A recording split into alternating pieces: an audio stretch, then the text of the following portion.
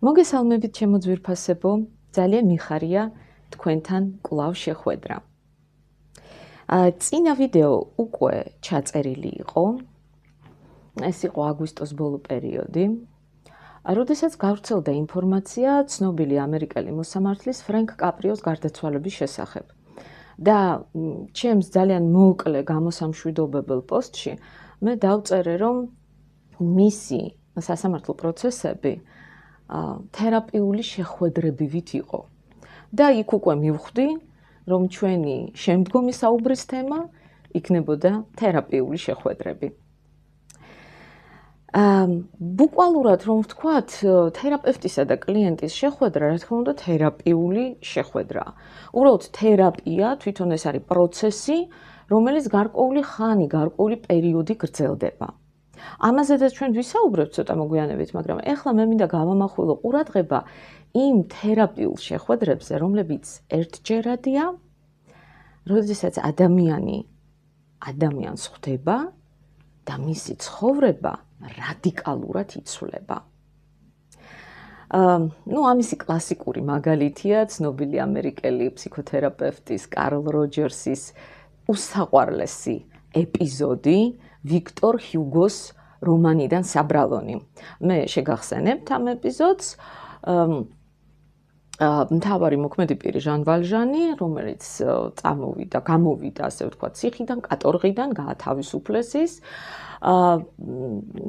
ასე ვთქვათ, მიდის და ჩერდება ეპისკოპოსის სახლთან და ითხოვს ღამის გათევას.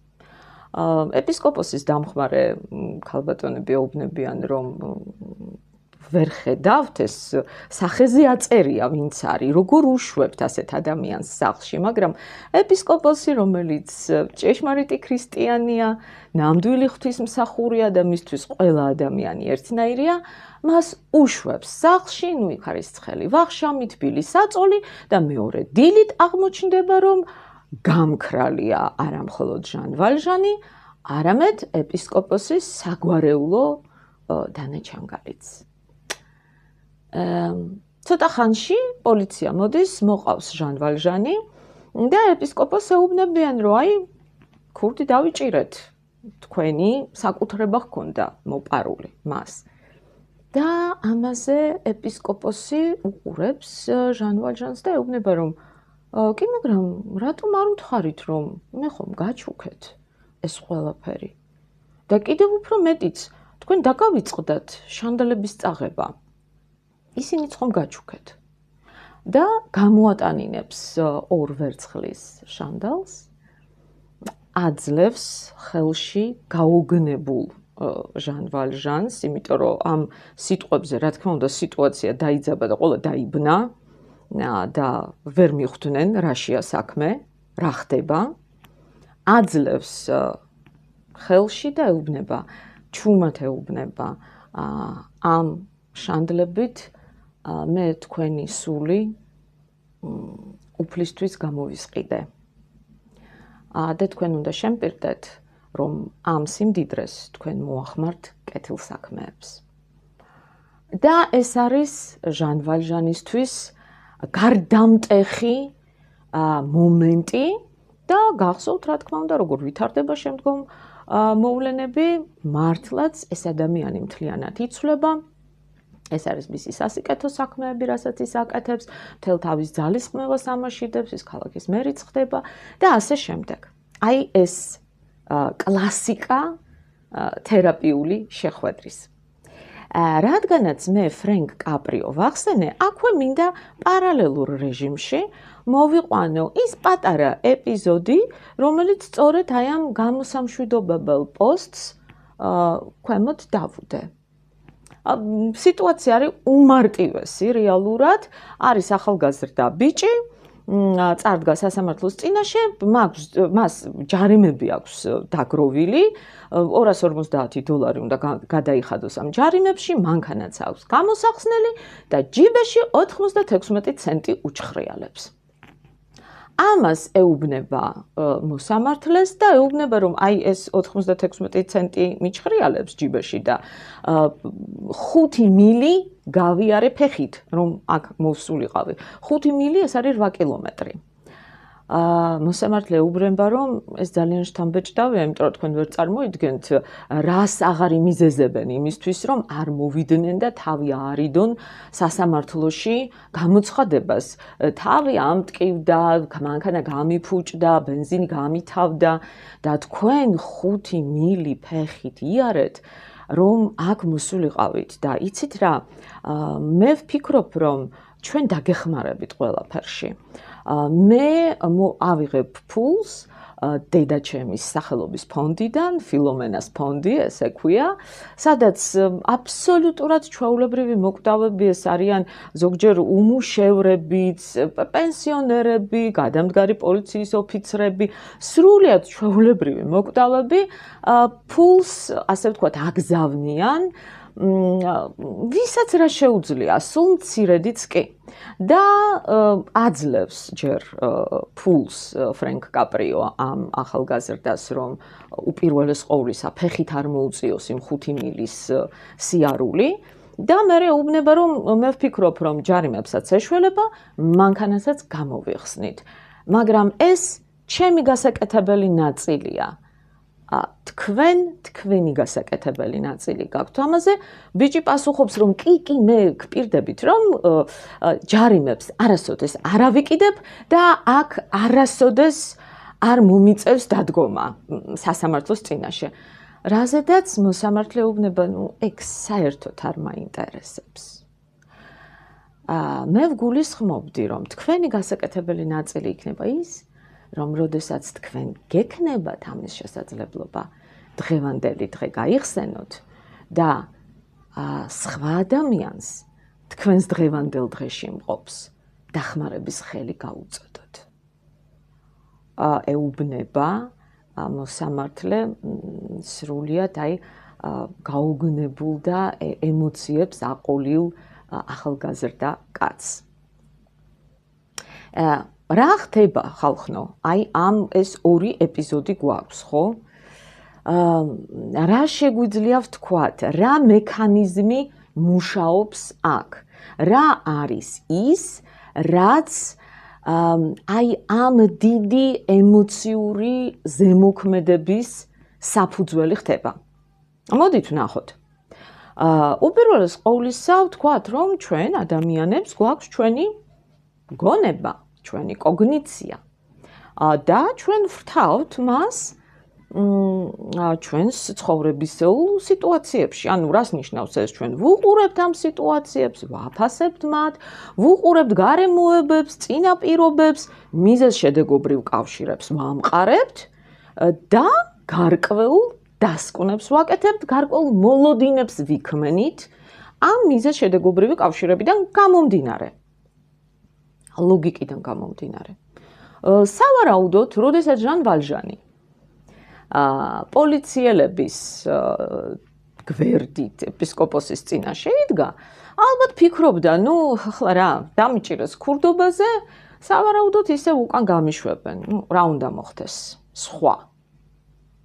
და ის ბიჭიც, რომელიც ფრენკ კაპრიოს წინაშე იდგა, როდესაც მოსამართლემ უთხრა, რომ ჩემი ნაწილია, რომ გადაგიხდით ჯარიმებს, მანქანას გამოვიხსნით, მაგრამ შენი ნაწილი გაქვს შესასრულებელი, ლოგიკაზე დაყრდნობით, იმ წუთშივე თქვა, რომ კი, მე გპირდებით, რომ ჯარიმებს არასოდეს აღარ ავიკიდებ. და ეს მექანიზმი, რომელიც მოქმედებს, არის ის, როდესაც გარკვეულ სიტუაციაში მეორე ადამიანი ისეთ გზას, ისეთ გამოსავალს გთავაზობს, რომელიც მთლიანად ცდება იმ ჩარჩოებს, რომლებიც ადამიანმა დაუწესა საკუთარ თავს და სამყაროს. აქ ხდება ამ ჩარჩოების გარღვევა აბსოლუტური. თან ძალიან სწრაფი და ძალიან ძლიერი. ეს არის როგორც კაშხალს მოწოლილი წყალი, ეს არის როგორც შადრევანი და როგორც ფეერვერკი, რომელიც ამოხეთქავს. და ცდება ამ ჩარჩოებს, არღვევს და ადამიანს საკუთარ შესაძლებლობებს და სამყაროს შესაძლებლობებს მთელი მრავალფეროვნებით აჩვენებს. რასაც ის მანამდე ვერც ხედავდა და ვერც წარმოედგინა, რომ ეს შესაძლებელი იყო. აი ეს მექანიზმი მუშაობს. ეს არის ის დიდი ემოცია, რომელსაც ფსიქოლოგიაში უწოდებთ ინსაიტს, ახაგანცდას, გეშტალტ თერაპიაში შესანიშნავი ტერმინი არის ცხადგრძნობა, როდესაც რაღაცა ადამიანისთვის ხდება სრულიად ცხადი, აშკარა, გასაგები და კარგად დასანახი განცდის საშუალებით, განცდაში ეძლევა ეს ყველაფერი. ეს იცით რას გავს, როდესაც ახლომხედველი ადამიანი, რომელიც ესე გაფანტულად ხედავს ყველაფერს, სათვალეს იკეთებს და უცებ ხედავს ყველაფერს კონტრასტულად, კაშკაშა ფერებით და ყველაფერი მისთვის იცვლება. აი დაახლოებით ეს ეფექტია. ეხლა მოდით ვნახოთ, ცოტა უფრო ღრმად ჩავიდეთ და კიდევ უფრო გავარჩიოთ აი ეს ფენომენი. კიდევ რას ეყრდნობა. ამის ასახსნელად მე მინდა მივმართო პოზიტიურ ფსიქოთერაპიას, რადგანაც ეს მიმართულება გვეუბნება ჩვენ, რომ ადამიანი იბადება ორი საბაზისო უნარით. ეს არის თანდაყოლილი უნარები ადამიანის. ეს უნარებია სიყვარულის უნარი და შემეცნების უნარი. აი ეს ორი უნარი თანდაყოლილი საბაზისო აქვს. აქედან შემდგომ ვითარდება, ესე იგი, ემოციური უნარები და კოგნიტური, შემეცნებითი უნარები. როგორიც არის, ვთქვათ, ემოციური უნარები, ეს არის რწმენა, სიყვარული, იმედი, ნდობა, მთლიანობის განცდა, დროის განცდა და ასე შემდეგ. აი ეს შემეცნებითი უნარები, კოგნიტური უნარები, ეს უფრო მეტად ეხება ჩვენს ყოფნასა და ურთიერთობას სოციუმთან და ისეთი უნარებია, როგორიც არის, ვთქვათ, რაც ვითარდება ჩვენი ცხოვრების განმავლობაში, მაგალითად, პუნქტუალობა, მოწესრიგებულობა, სიბეჯითე, თავაზიანობა, გახსნილობა, აი ესეთი უნარებია. ემოციურ უნარებს პოზიტიური ფსიქოთერაპია უწოდებს პირველადს და შემეცნებითს უწოდებს მეორადს. შემეცნებითი უნარები მარტივად შეიძლება განვავითაროთ. ამისათვის ჩვენ მხოლოდ და მხოლოდ გავარჯიშება გვჭირდება. ტრენინგი. სადღაც ამოვიკითხავთ, ვიღაც გვიჩვენებს, რამდენჯერმე გავიმეორებთ და უკვე ვიცით. მორჩა. არ არის პრობლემა. რაც შეეხება ემოციურ უნარებს, იმათ ვერ დაატრენინგებ. ისინი ვითარდება მხოლოდ და მხოლოდ მაგალითით, იმითი, რასაც ხედავს ადამიანი, რაც ზემოქმედებს მასზე, აი ეს დანახული, განცდილი და უვითარებს აი ამ ემოციურ უნარებს. სწორედ ამიტომაც ვამბობთ ხოლმე ხშირად, რომ ძალზე მნიშვნელოვანია, მაგალითად ბავშვი როგორ იზრდება, რას ხედავს ოჯახში, როგორია მშობლების ერთმანეთისადმი დამოკიდებულება, როგორია მათი ბავშვისადმი დამოკიდებულება, როგორია მათი დამოკიდებულება მეგობრებისადმი, ნათესავებისადმი, სოციუმისადმი, ზოგადად სამყაროსადმი რა დამოკიდებულება აქვთ, ხო? აი ეს ძალიან მნიშვნელოვანია, რომ ამას ხედავს ბავშვი, ამას ხედავს ადამიანი და ეს მოქმედებს მასზე. დანახული მოქმედებს ადამიანზე. დანახულთან დაკავშირებით, აი ის სწორედ რომ დანახული, რასაც ვხედავთ და არა მოსმენილი, ანუ შეგონებები, ხო? ასე რომ ვთქვათ. ამისი კარგი მაგალითი იყო მაპატიეთ არ მახსოვს ამ კაცის გვარი, იმიტომ რომ აი ესეთი მოკლე rilsები რომ ამოვარდება ხოლმე, აი ესე ამოვარდა, ფანტასტიკური მაგალითია. არ ვიცი ეს ადამიანი სტუდენტებს უყვებოდა ამას თუ ბავშვების მშობლებს, მაგრამ აი ესეთი მოკლე არაჩვეულებრივი მაგალითი იყო. ის მიმართავს აუდიტორიას და ეუბნება: აბა ეხლა ყველამ ავწიოთ საჩვენებელი თითი, აბა ყველამ მანახეთ თქვენი საჩვენებელი თითი. ყველამ. რომელი თითი აწიეთ? ცერა. რატომ? იმიტომ რომ ეს დაინახეთ. მოსმენილის მიხედვით კი არ იმოქმედეთ, დანახულის მიხედვით იმოქმედეთ. და სწორედ ეს არის. დანახული, გამოცდილებაში შემოსული განცდილი, ძალიან მოქმედებს ადამიანზე ემოციურად და იწვევს მასში ცვლილებებს.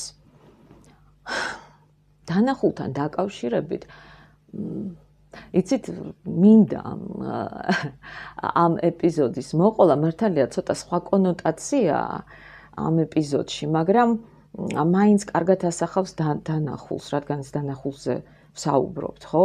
მით უმეტეს რომ რაც მე მინდა რომ მოგიყვეთ, ის ეპიზოდი კიდევ გარკვეულ თერაპიულ ეპიზოდთანაც არის კავშირში. რაზე ვლაპარაკობ, ეხლავე გეტყვით. პაულო კოელიოს აქვს ესეთი რომანი, ძალიან კარგი რომანი, ეშმაკი და სინიორიტა პრიმი. და იქ მთავარი სიუჟეტური ხაზის გარდა არის კიდევ ესეთი გვერდითი, შენაკადი, ესეთი სიუჟეტური ხაზი, რომელიც ეხება ლეგენდებს დაკავშირებულ საიმ პატარა ქალაქთან, სადაც ხდება მოქმედება, სადაც მთავარი სიუჟეტური ხაზი ვითარდება. პატარა ქალაქი არის სახელად ვისკოსი და ლეგენდები, რომლებიც ამასთან არის დაკავშირებული. და ლეგენდები გვეუბნება, რომ ადრე ამ ვისკოსში ცხოვრობდნენ მხოლოდ ქურდები, მკვლელები, ყაჩაღები და ავაზაკები. და მათი მეთაური იყო ვინმე არაბი, ახავი. და ერთ მშვენიერ ღამეს ახავთან მოვიდა ვისკოსის შორიახლო დაყუდებული, სიცოცხლეშივე წმინდანად გამოცხადებული ვინმე მოხუცი სავინიუსი. და უთხრა: ახავ, გამათენებინე ღამე. ახავმა დამცინავი სახით შემოუშვა და როდესაც ეწყობოდა დასაძინებლად მოხუცი, ის ესე დამცინავად უყურებდა და ფიქრობდა, ახლა ხო კარგად იცის ჩემი რეპუტაცია. რო დაიძინებს, ან ყელს გამოვჭრიან, დანას გავუყრი, მოკლედ მოუკლავ ამ ადამიანს და მართლა ძალიან სასაცილოა, რატომ მოვიდა და რატომ რაში დაჭირდა ეს ღამის გათევა. და თავისი სიტყვების დასტურად, ესე ცოტა ცინიკურად იღებს დანას და უწყებს გალესვას ამ დანას. სავინიუსი უყურებს ამას, მაგრამ იძინებს. და მეორე დილით, როდესაც იღვიძებს, ხვდება ახავი, რომელიც ზის და ტირის. სავინიუსი ეკითხება რა გატირებს და ახავი ეუბნება, შენ ხარ პირველი და ერთადერთი, რომელმაც ჩემში ადამიანი დაინახა და უპირობოდ მენდო. ნდობა გამომიცხადა. ნდობა გახსოვთ პირველადი ემოციური უნარი. ნდობა გამომიცხადა. და ეს ეპიზოდი ხდება ასევე ქვაკუთხედი ახავის ცხოვრებაში. ძალიან გავს სინამდვილეში ჰიუგოს ეპიზოდს, იქ თუ ავაზაკე მიდის ღვთისმსახურთან, აქ ღვთისმსახური მოდის ავაზაკთან. და მსგავსი სიუჟეტი თამაშდება. მაგრამ აი ეხლა ჩვენ მივდივართ დანახულის ეფექტთან, თუმცა სხვა კონოტაციაში. მაინც მინდა ვთქვა. აი ამის მერე ახავი იხმობს ქალაქის მთავარ მოედანზე ყველა მაცხოვრებელს. ოღონდ წინასწარ ამ მოედანზე აღმართავს სახრჩობელას. და ეუბნება: მე ასე გადავწყვიტე და მე ვბრძანებ, რომ ამიერიდან ამ ქალაქში არ მოხდება, არც ერთი მკვლელობა, არც ერთი ქურდობა, არც ყაჩაღობა, არც ავაზაკობა აღარ იქნება. ეს არის ჩემი სურვილი და ასე განვაგებ. ერთი სიტყვა არ არის ნათქვამი სასჯელზე და მით უმეტეს სახლ-შობელაზე. საერთოდ არაფერი. აი თუ არ მოხდება, მე რა იქნება. მაგრამ ხდება განცხადების გაკეთება, მითითება სახლ-შობელის ფონზე. და საოცარია, მაგრამ საუკუნეების განმავლობაში ის სახლ-შობელა დგას მოედანზე, დრო და დრო ამუშავებენ ხეს, უცვლიან თოქს, მაგრამ არა და არ დგება ის მომენტი, როდესაც მისი გამოყენება ხდება საჭირო. აი ეს დანახულის ეფექტი და არა ნათქვამის და მოსმენილის. ხო. აი ამგვარი არის ის, რაც მინდოდა მეთქვა. ახლა დავუბრუნდეთ ჩვენს თერაპიულ შეხვედრებს და მე მინდა ბოლოს და ბოლოს ცოცხალი მაგალითი, ნამდვილი მაგალითი მოგიყვეთ ამგვარი თერაპიული შეხვედრის ეს შემთხვევა გაგვიზიარა ფსიქოთერაპიის ლეგენდამ ირვინ იალომმა. მის წიგნშია, ერთ-ერთ წიგნში საკუთარ თავზე წერს, რომ ის იყო 14 წლის, როდესაც მამამის უცებ დაემართა კორონარული ტრომბოზი, ანუ შეტევა დაემართა. ეს იყო ღამე, ძალიან ცუდად იყო ეს ადამიანი. პატარა ირვინი 14 წლის მოზარდი იყო, საოცრად შეშინებული და დედაც, რომელიც სავარაუდოდ ხო ძალიან შეშინებული, ასე ვთქვათ, აღელვებული იყო და მას სადღაც უნდა რაღაცაზე უნდა გადმოეტანა ეს თავისი შიში, აღელვება, ბრაზი, ირვინს მიადგა და უყვირა, რომ აი ეს რაც ახლა ხდება, შენი ბრალია. აი შენ რომ ასე იქცევი, ცუდად რომ იქცევი, შენს გამო ხდება ეს ახლა, შენს გამო კვდება ახლა მამა შენი.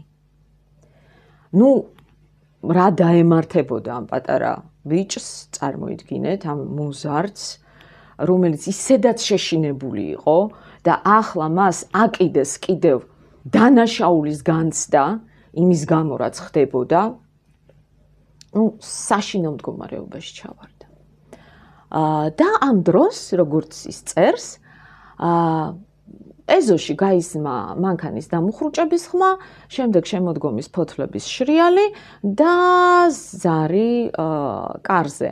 და იალომი წერს, რომ ისე გავვარდი შემოსასვლელ კართან გასაღებად, რომ სამ საფეხურს ვახტებოდიო. შემოვიდა ექიმი, გვარიც კი მახსოვს, ექიმი მანჩესტერი, როგორც ჩანს ამათი ოჯახის ექიმი იყო. დედა უცებ დააწყნარაო, მეო თავზე ხელი გადამისვაო და შევიდა მამასთან, ჩაატარა საჭირო პროცედურები, გაუკეთა ნემსი და შემდეგ მე მომიხმო, როგორც ჩანს დაინახა ბავშვის ასეთი მდგომარეობა. მე მომიხმო და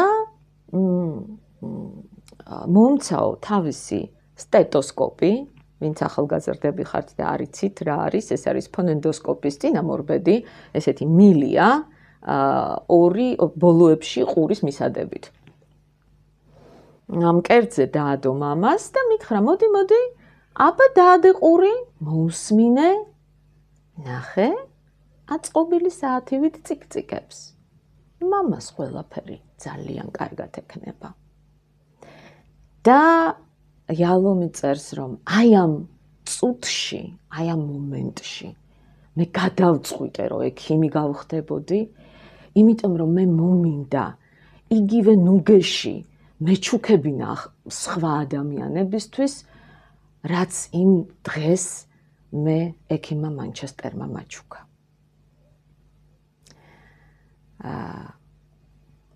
ძალიან შთამბეჭდავი ეპიზოდია. მაგრამ ამით არ დამთავრებულა ეს ამბავი.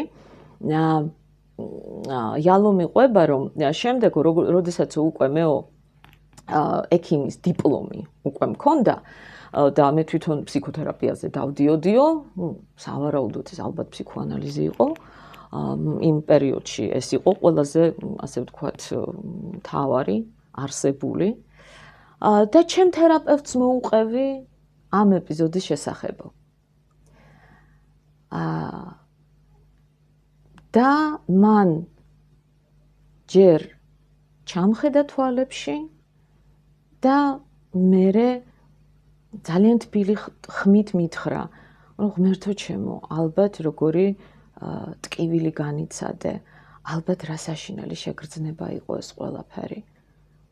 და აღარაფერი აღარ მახსოვსო იმის მერე რა ილაპარაკა, რა მიზეზშედეგობრივი კავშირი დაამყარა, რით ახსნა ეს ყველაფერი, მაგრამ ზუსტად ვიცი, რომ ის მზერა, ის ხმა და ის სიტყვები მე სიცოცხლის ბოლომდე გამყვებოდა.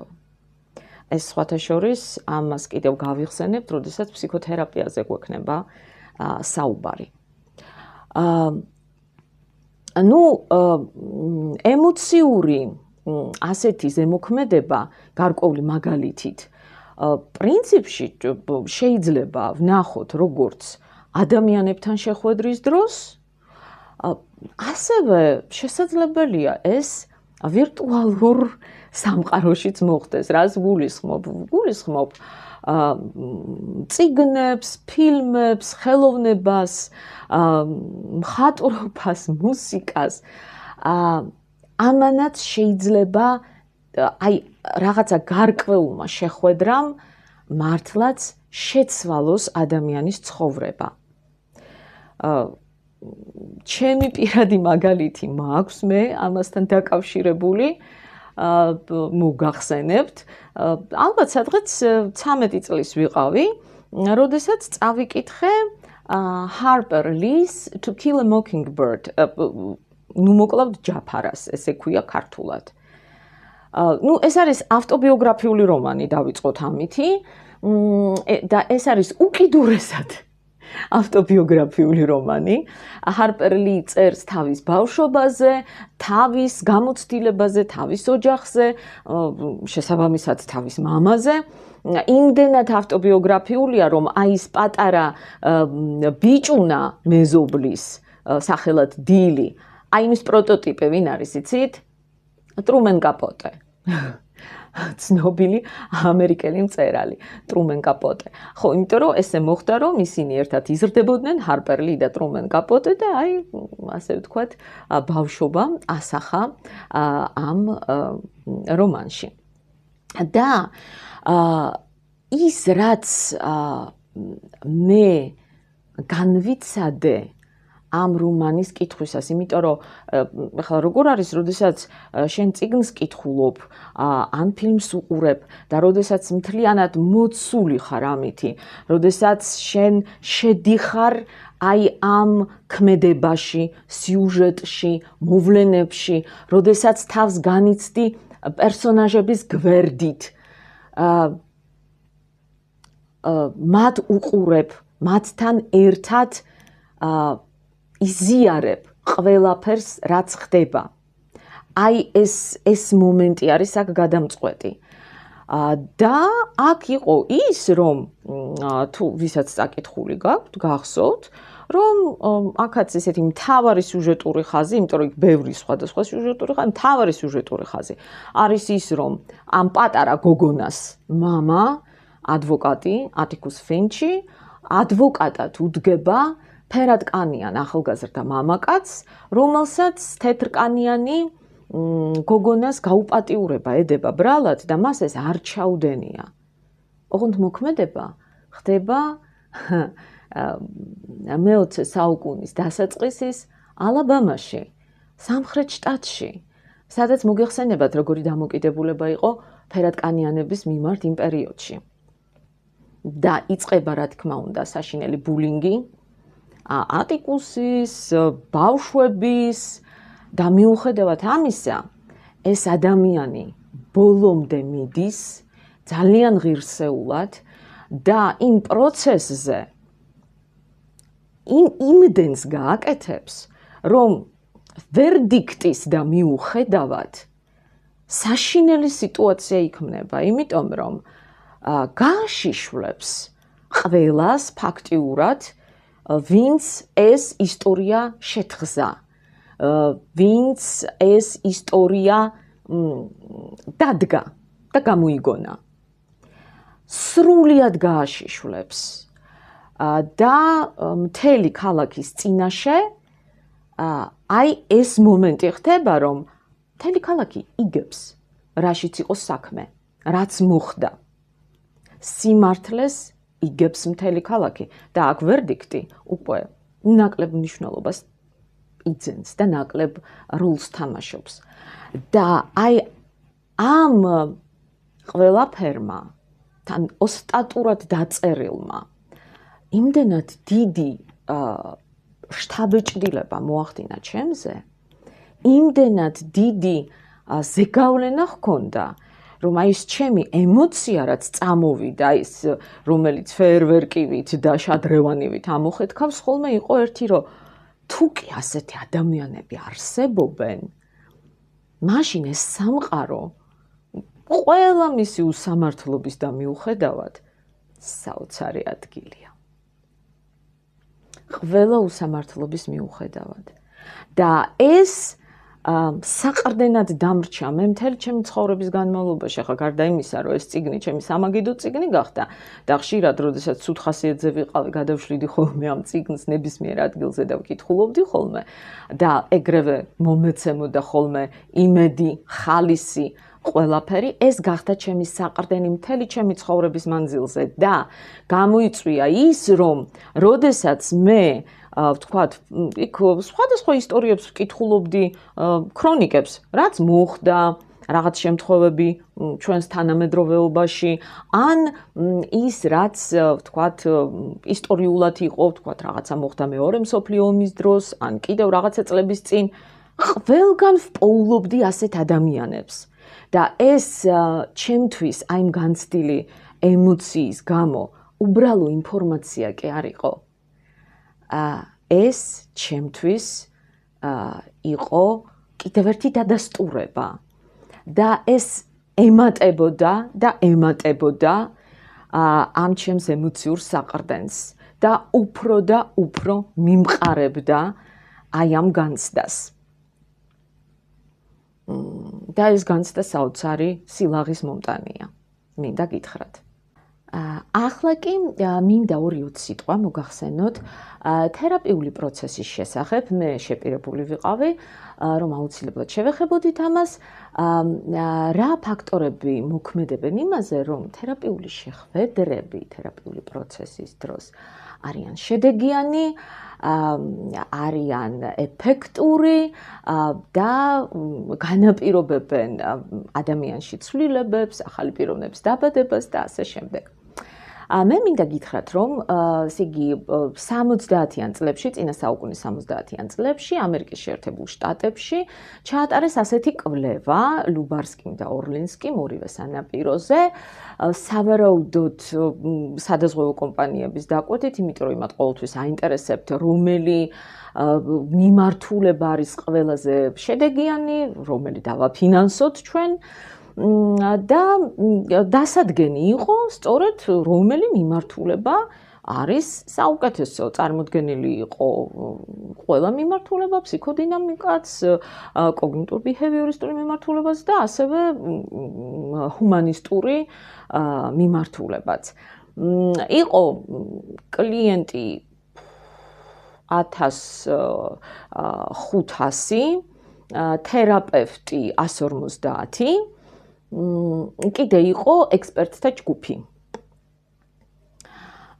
და ესე იგი ექსპერტთა ჯგუფი, ესე იგი ექსპერტები ამ თერაპიულ სესიებს ან გეზელის სარკით აკვირდებოდნენ, ან ჩანაწერებს უსმენდნენ შემდეგ არსებობდა კიდევ ფსიქოთერაპევტების პატარა ანგარიშები, იქ კლიენტების მცირე ჩანაწერები და ყველაფერი ეს ერთად შეჯამებული უნდა ასე ვთქვათ შეჯერებულიყო და უნდა გარკვეულიყო ყველაზე ეფექტური მიმართულება.